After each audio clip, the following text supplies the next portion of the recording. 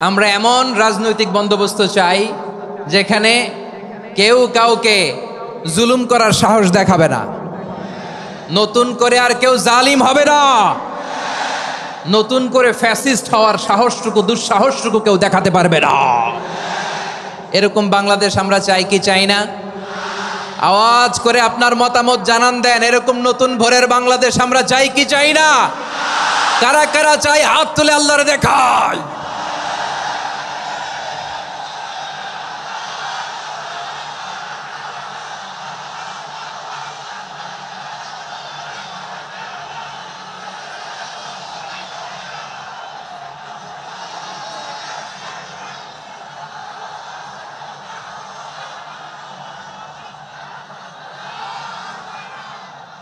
মাশাআল্লাহ মাশাআল্লাহ। বসুন বসুন আমার চাঁপাই নবাবগঞ্জের ভাইয়েরা, আমরা এই স্বাধীনতার পর থেকে এটাই দেখেছি, লুটপাট, দুর্নীতি, মারামারি, দেশের টাকা পাচার আছে না নাই?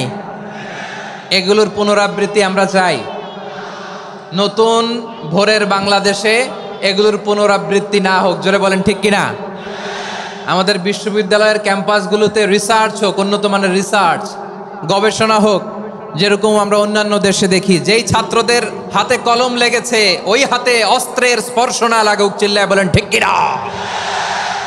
আমরা নতুন ভোরের বাংলাদেশে বুক বাঁধা স্বপ্ন নিয়ে সামনে আগাতে চাই। এখানে এক রাজনৈতিক দল আর এক রাজনৈতিক দলকে শ্রদ্ধা করবে, সম্মান করবে, এমন নেতা আমরা চাই যেই নেতা অসুস্থ হলে আমরা গোটা দেশের জনগণ জায়নামাজ বিছিয়ে মুনাজাতে চোখের পানি ছেড়ে আমার নেতার জন্য কান্না করবো। চিল্লায় বলেন ঠিক কিনা? এরকম নয়া রাজনৈতিক বন্দোবস্ত আমরা চাই কি চাই না? এক রাজনৈতিক দল আর এক রাজনৈতিক দলকে নিশ্চিহ্ন করার খেলায় মেতে উঠুক, এটা আপনারা চান? আমরা চাই না। আমাদেরকে সাবধান থাকতে হবে, সচেতন থাকতে হবে।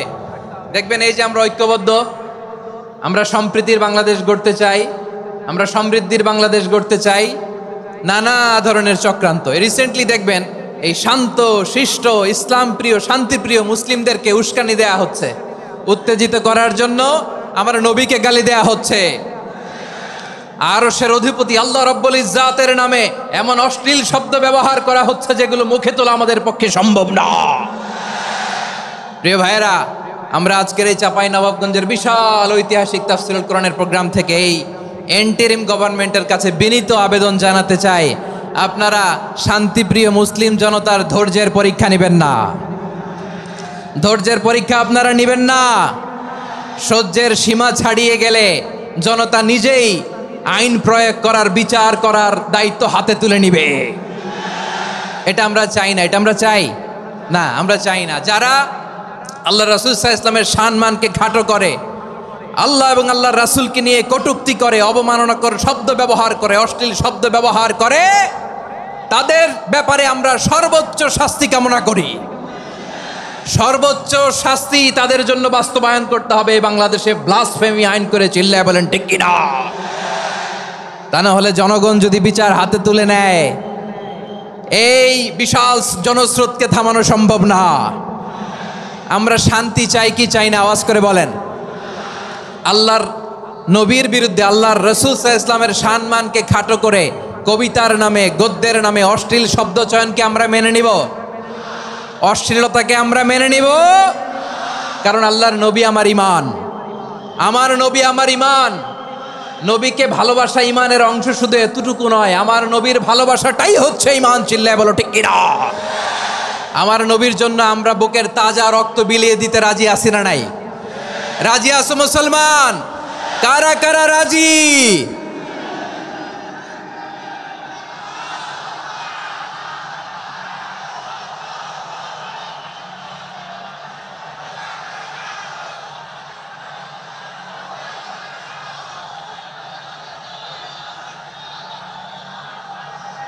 মাশাআল্লাহ মাশাআল্লাহ। বসুন, থামুন। ফিদাকা আবি ওয়া উম্মি ওয়া নাফসি ওয়া রূহি ইয়া রাসূলুল্লাহ। আমরা আমাদের প্রিয় নবীর জন্য জীবন বিলিয়ে দিতে রাজি। চিল্লায় বলেন ঠিক কিনা? এজন্য এন্টারিম গভর্নমেন্টের কাছে আমরা বিনীত আবেদন জানাই, দেশের পরিস্থিতি আরো নাজুক হওয়ার আগেই যারা এই সমস্ত অবমাননার সাথে জড়িত তাদের বিরুদ্ধে কঠোর শাস্তির বিধান জারি করতে হবে। আজকের এই বিশাল তাফসীরুল কোরআনের প্রোগ্রাম থেকে এই দাবি জানিয়ে আমরা মহাবিশ্বের মহাবিশ্বয় মহাগ্রন্থ আল কোরআন আল কারিম থেকে আলোচনা শুরু করছি। আওয়াজ করে পড়ুন ইনশাআল্লাহ। সবাই পড়ুন ইনশাআল্লাহ। আমার প্রিয় ভাইয়েরা, আপনারা দেখেছেন এত বড় প্যান্ডেল সাধারণত হয় না বাংলাদেশে। আমি তো বিভিন্ন বিভাগে গিয়েছি, মাঠ অনেক বড় থাকে। এটাও বাংলাদেশে one of the biggest field. আলহামদুলিল্লাহ, আমাদের ভাইরা চেষ্টা করেছেন আলহামদুলিল্লাহ। এবং রাজশাহীবাসী চমক দেখানোর কারণ আছে, কারণ ওনারা সুযোগ পাইছে বেশি, সময় পাইছে বেশি, ঠিক কিনা বলেন? ওনারা প্ল্যান করেছে, সব বিভাগ যেটা না করছে আমরা চাপাই নবাবগঞ্জ থেকে ওইটা করে দেখাই দেব ইনশাআল্লাহ।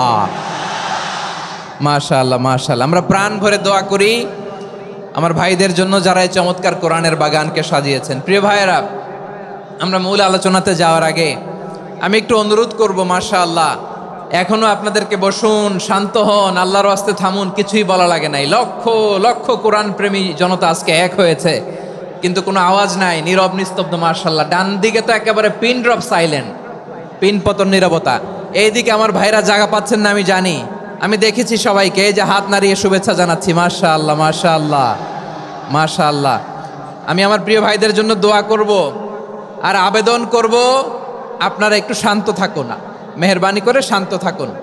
প্রিয় ভাইয়েরা, বলুন তো, আমরা যে আরবি মাস অতিবাহিত করছি, কাটাচ্ছি, মাসটির নাম কি?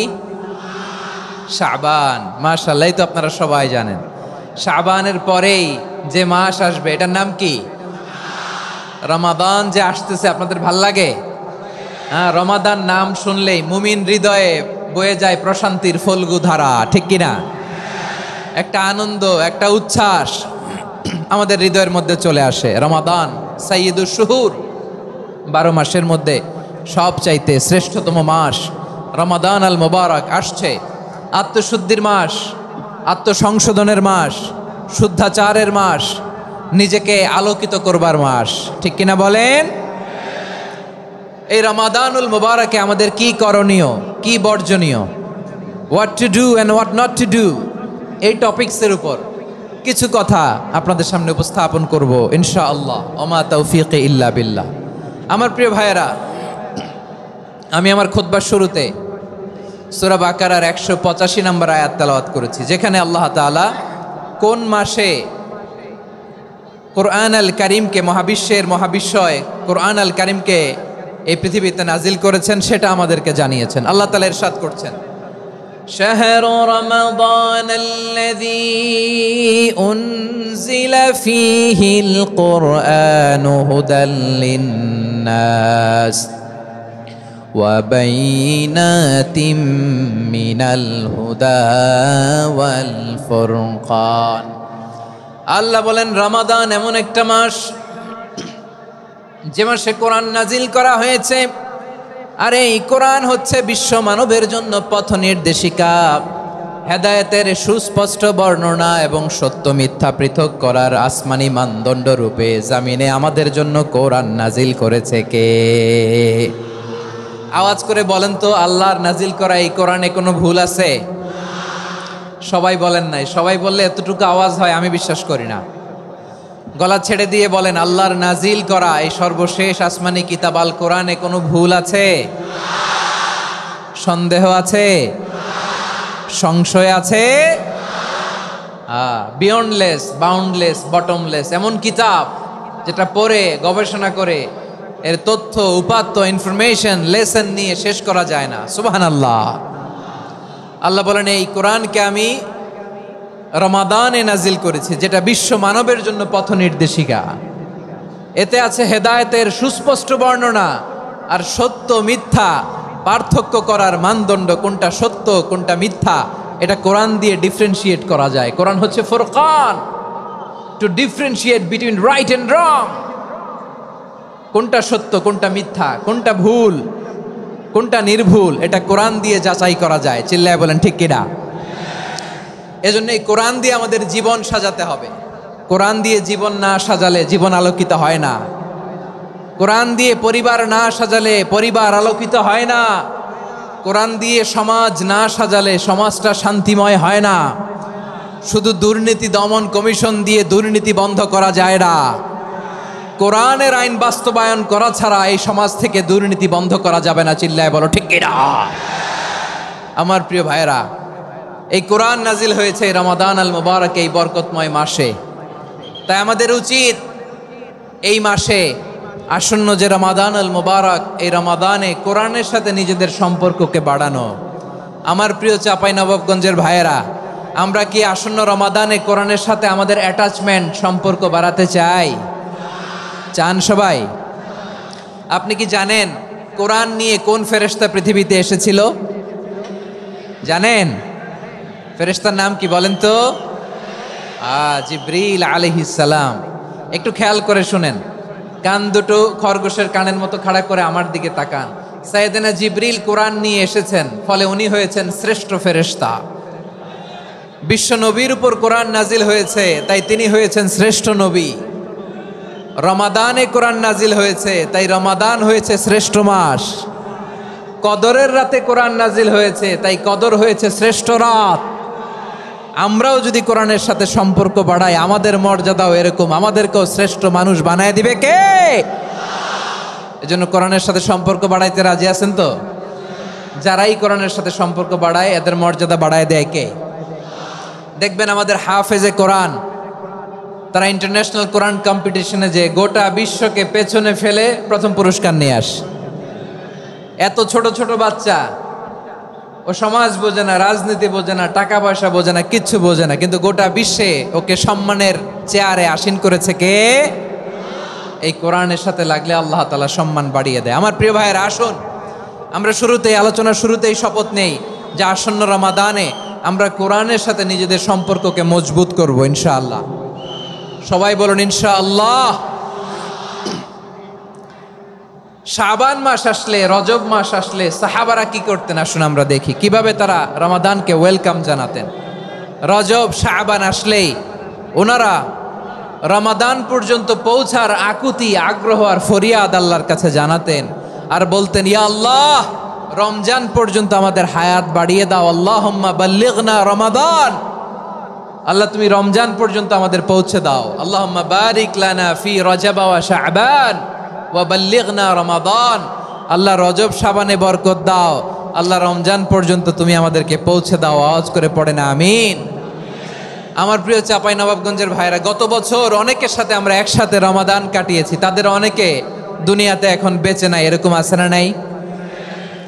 এই যে আরো 7 দিন বাকি রমাদান আসতে, এই 7 দিন পর্যন্ত আমরা রমাদান পাবো, কোনো গ্যারান্টি আছে?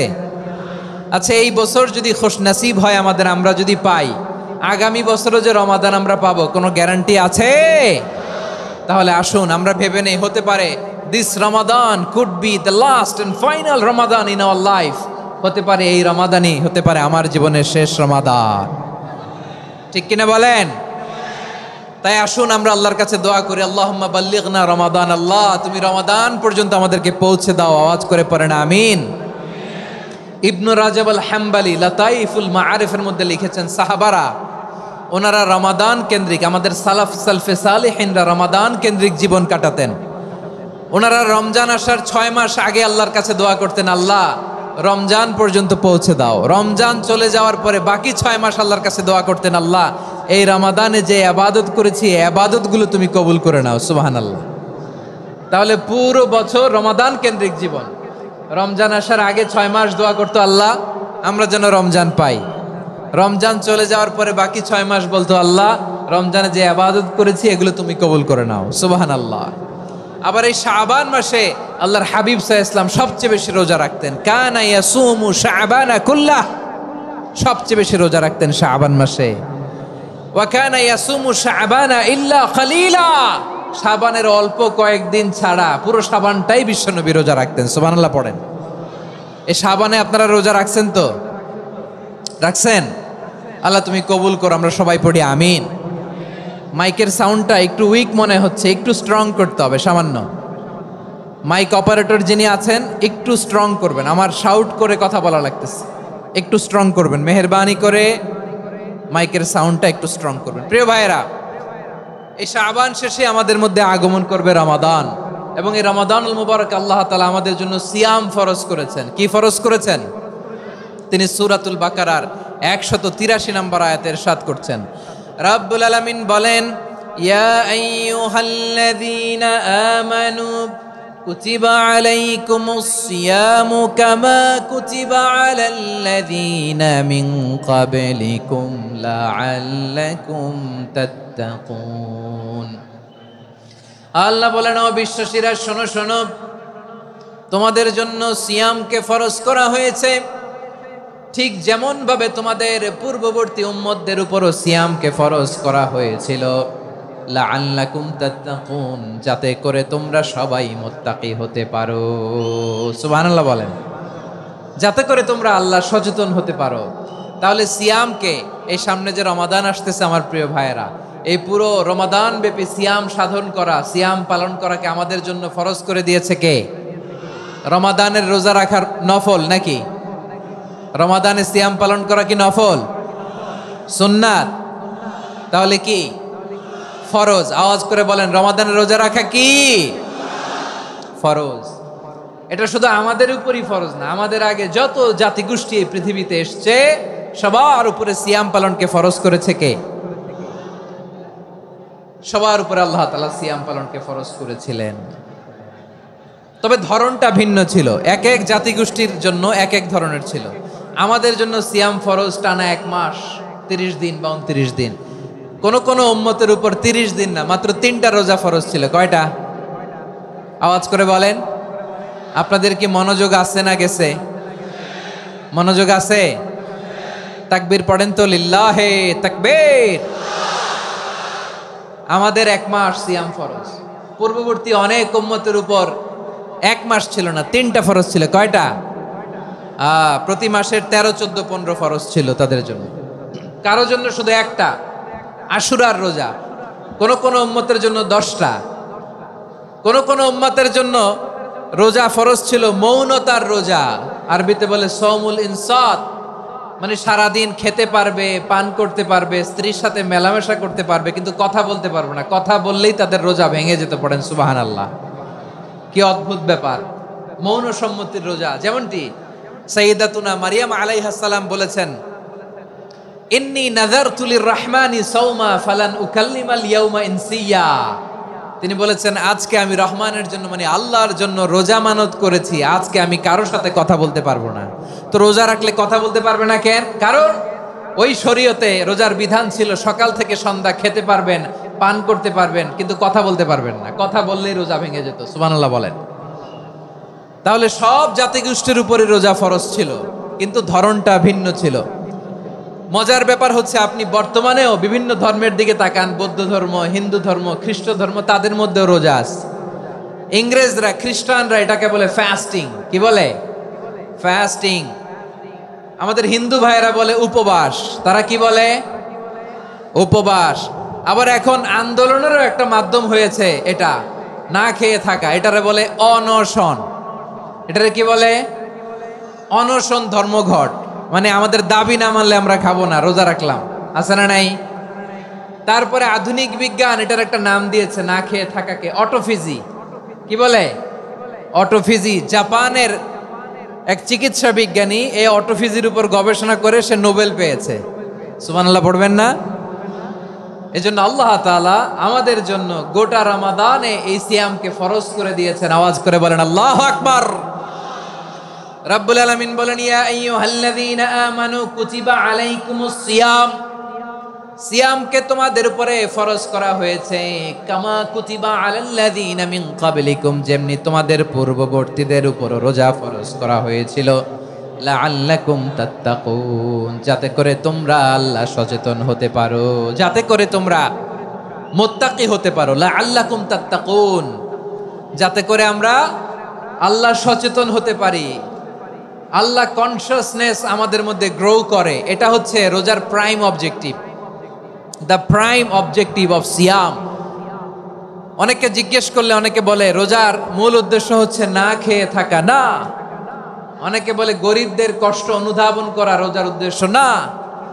রোজার উদ্দেশ্য কি, সিয়াম পালনের উদ্দেশ্য কি, এটা আল্লাহ তাআলা স্পষ্ট এই আয়াতের পেছনে বলেছেন যে লাআল্লাকুম তাত্তাকুন, যাতে করে তোমরা আল্লাহ সচেতন হতে পারো, আল্লাহ ভীতি তোমাদের মধ্যে গ্রো করে, গড কনসাসনেস, আল্লাহ কনসাসনেস, আল্লাহ সচেতনতা যেন বাড়ে, দ্য সেন্স অফ অ্যাকাউন্টেবিলিটি, আল্লাহর সুপ্রিম কোর্টের কাঠগড়া এই দুনিয়াতে আমি যাই করলাম তার সবকিছু যে পাই টু পাই হিসাব দিতে হবে, এই sense, to enhance the sense that what ever we do Allah is watching me. আপনি যাই করেন কেউ দেখে না, কিন্তু দেখে কে? শুরুতেই তো জিজ্ঞেস করেছিলাম যে কেউ যেটা দেখে না সেটা দেখেন কে? কেউ যেটা শোনে না সেটা শোনেন কে? এর নাম হচ্ছে লাআল্লাকুম তাত্তাকুন, যাতে করে তোমরা আল্লাহ সচেতন হতে পারো, আল্লাহ ভীরু হতে পারো। দুনিয়ার কেউ দেখে না, কিন্তু আল্লাহ দেখে। এটাই রোজার মূল শিক্ষা। আমার প্রিয় ভাইরা, আপনি লুকিয়ে লুকিয়ে ঘরের ভেতরে অন্যায় করেছেন, পাপ করেছেন, আপনার বাবা দেখে নাই, মা দেখে নাই, স্ত্রী দেখে নাই, কিন্তু দেখেছে কে? আল্লাহর চোখ ফাঁকি দেয়া যায়? আচ্ছা, বুঝে থাকলে বলেন তো, সিসি ক্যামেরার চোখ ফাঁকি দেয়া যায় কি যায় না? পুলিশের চোখ, র্যাবের চোখ, বিমানবন্দরে কাস্টমস অফিসারের চোখ, কিন্তু আমার আল্লাহর চোখ? সবাই বলেন, আল্লাহর চোখ ফাঁকি দেয়া যায়?